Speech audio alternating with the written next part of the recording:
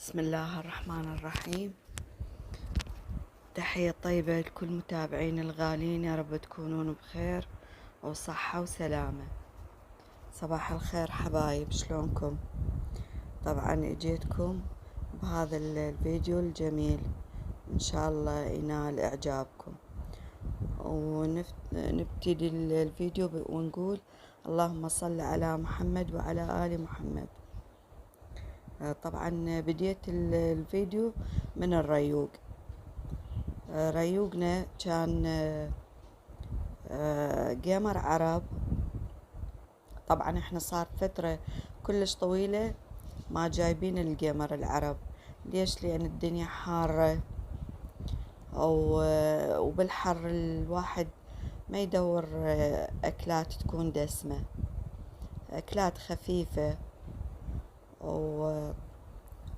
ويا الجيمر العرب كاهي كاهي وصمون حار ومربى، وتمنيتكم ويانا. هذا كان ريوقنا. وطبعا ورا الريوق راح يبدي المشوار ويا التنظيف والكرف، والحمد لله هذا يومنا البسيط وهذه حياتنا. أتمنى تعجبكم. طبعا حبيت أقول لكم إنه أنا عندي على انستا عندي كوزمتيك، اسمه كوزمتيك الماسة. هذا طبعا نسوق به كل ما يخص جمال المرأة وأنوثتها. إن شاء الله تدخلون وتشوفون، وأتمنى يعجبكم وتطلبون، وأطلع لكم طلبيات إن شاء الله تعجبكم. طبعا المواد كليتها ماركات عالمية ومجربة وآمنة 100%. هنا طبعا حطيت هذا حليب خليته على النار، حليب بقر طبعا فريش. حطيته بالدلة وخليته على النار. واني اخلي حليب احب انا اخلي الحليب هنا. أنا خليته وهذه حتى القشوة مالت الحليب حطيتها. انا اخلي الحليب على الجيمر، فارت الحليب على الطباخ. وطبعا هذه أسوأ شغلة من تفور الحليبة أو تفور القهوة على الطباخ، وبالأخص تكونين انتي غاسلته من الليل ومهيئته للصبح، أو تجي طبعا فارت الحليبة فارة عليه. هذا الوقت كليته أنا واقفة وأباوع، يعني انصدمت من فارة الحليب على الطباخ. الحمد لله والشكر. هنا أنا بلشت كملت، حطيت ذني القلاصات، كوبين خليت. هذه الشيرة درتها على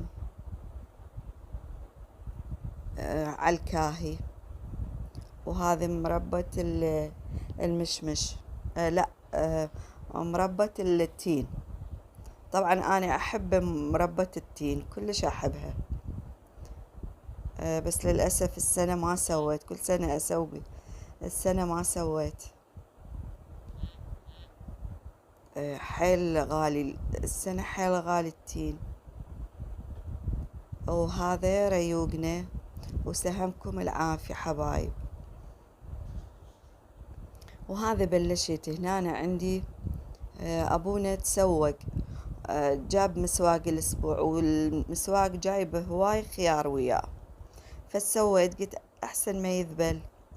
كمشت الخيار، حطيت بطلين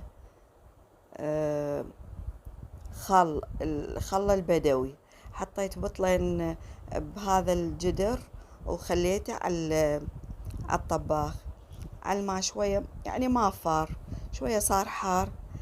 اني مثرمة هذا الخيار هيجي، اخذته هو وفلفل، هم فلفل بارد خليته، وراسين فلفل حار خليته خليته بالهذا وطفيت جواه، خليته بالخل وطفيت جواه وخليته شوية برد.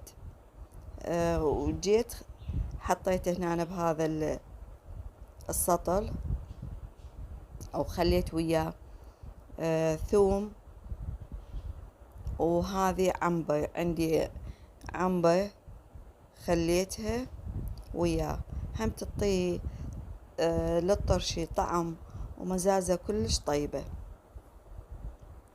وهذا همينه ثوم، احنا نحب الثوم ويا الطرشي. وهذا كرفس هم خليت فوقه. وطبعا بنات ورا شوية اكلت من عنده يخبل، يعني تديرينه رأسا تخلينه بالطعم. وطبعا خليت ويا نسيت اقول لكم، خليت ويا الخل، خليت على كل قلاص او على كل بطل خليت 4 خواشيق، خواشيق اكل، ملاعق اكل خليتهن مال ملح. وهذه همينه نومه حامض ليمون حطيته، وحطيت النوبة شوية همين وقبضته وخليته بالثلاجة. هذا كان الطرشي. طبعا بناتي خبل، جربوه وادعولي. وهذه خلصت، مسحت الكاونتر ومسحت ولميت المواعين اللي سويت بيهن،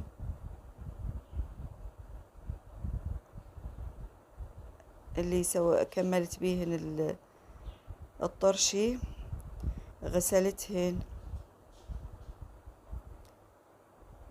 وهاي هنا وحدة من الأميرات بدها تنظف، كملت تنظيف.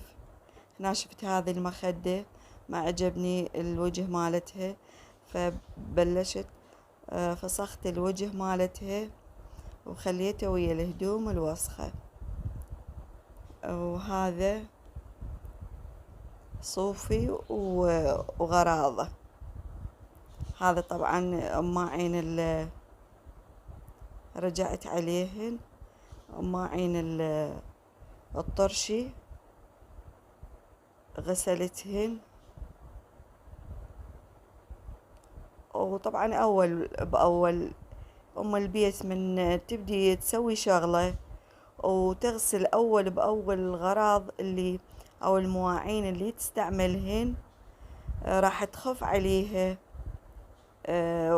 ويكون المطبخ نظيف.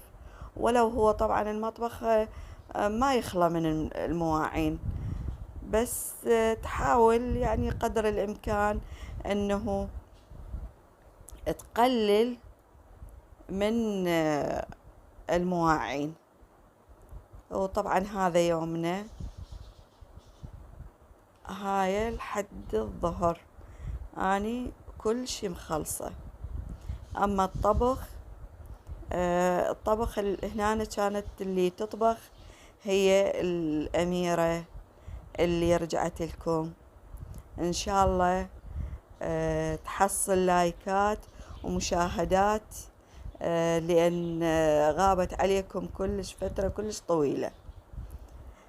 خلصت دراستها الثانوية وبلشت دراسة جديدة اللي هي الجامعة، وإن شاء الله هاي هي إلها السنة الثانية بالجامعة. وكلش زينة وشاطرة. فقالت ماما راح أرجع وياك بالقناة لأن أني مسيطرة على الوضع بالجامعة وبالدراسة، والحمد لله والتوفيق من رب العالمين. وهذا طبعا من هي تلزم الطبخ، أني أتفرغ لهواية أشياء، ومنها هنا أنا هاي الثانية الأميرة الثانية كملت مسح وتنظيف، وهاي وصلت لحد تاخذ المسح لورا البيت. بس هنا أنا مو بس مسحت، أنا ما لحقت بيها، غسلت البيت وردت مسحته. وهنا أنا هذه التسلية الوحيدة عندي اللي هي هنا أقف يم هذني العصافير، أغسل مواعينهن، أحط لهن ماي، أحط لهن أكل. هنا أنا حطيت لهن دخن وتفطنت أني ثارمة كرفس وثرمته هواي كرفس، خليه بالثلاجة أحطه وخليه. فدزيت على كرفس، صحت لوحدة من الأميرات قلت لها جيبي لي كرفس دا خلي لهن، لأن أعرفهن كلش يحبن الكرفس. فهنا أنا ثرمته وخليت لهن إياه، وفد شوية وجيت أباوع عليهن وشفتهن شلون نازلات كليتهن. طبعا عندنا 2 من عندهن نايمات، عندهن بيض نايمات عليه، من يجي الأكل يطلعن كليتهن. وهذني نزلن دا ياكلن. طبعا منظرهن بنات كلش حلو، أنا يعني أعشق المنظر مالتهن، ويعني فد راحة ذهنية وراحة بدنية بشكل من أباوع عليهن. طبعا أنا أحب الحيوانات، بس ما أحب أربي لا الكلاب ولا القطط، ما أعرف ليش ما أحب أربيهن. أنا أحب أنطيهن أكل برا، أنطيهن ماي، أخلي لهن، أحصل بيهن أجر، بس أربيهن بالبيت لا ما أحب.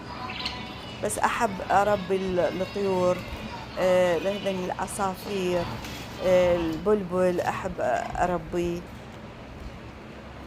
طبعا تربيتهم كلش حلو، ولو هي يعني مرات مني يموت من مات البلبل عندي، طبعا ماكو هيجي، فد حزنت وفد قهرت عليه، شلون عبالك ابني، ولأن ربيته. وهاي هنا هاي العصافير نزلن أكلا وشبعا وصعدا.